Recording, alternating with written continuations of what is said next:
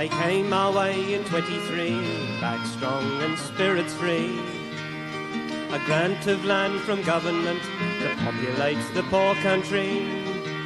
On the gravel track from the siding, suitcase and bags in hand, we first saw the miner hands a-walking to their home.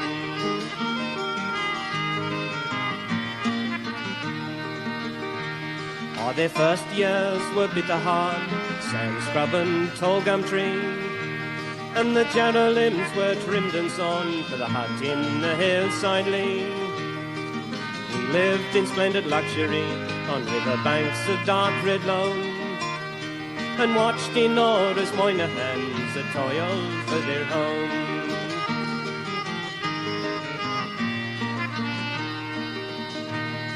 But never once did they complain, 12 seasons cheerfully.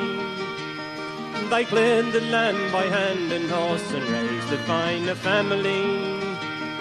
And if for our best citizens we'd have had a prize and a town, you would hand it to the miner hands for building their home.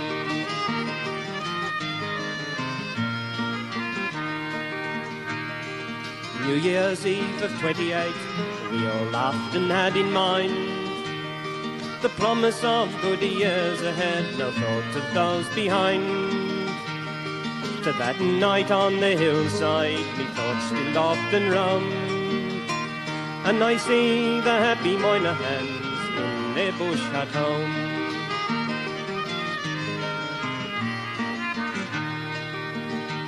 Well, it wasn't drought or fire or flood that finally sent them broke. It was the whim of government, no thought before it spoke. Ruled lines on maps and papers of the sand they had not known, but blocks the size of miner hands were too small to make a home.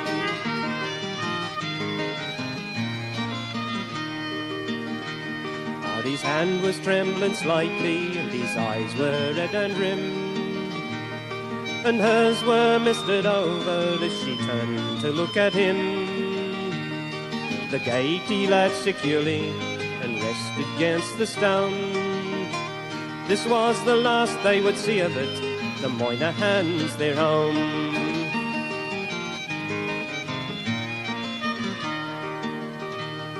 The broadbacks bent tiredly, suitcase and bags in hand, with the kids strung out behind.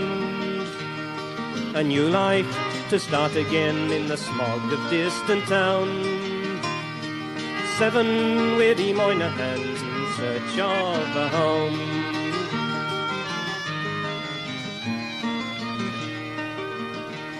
Now their clearings are abandoned and the maps and papers burned, and official thoughts forbidden of the scheme whose visions turned from those of hope and promise to the saddest I have known, of Kate and Jim Moynihan walking off their home. Of Kate and Jim Moynihan walking off their home.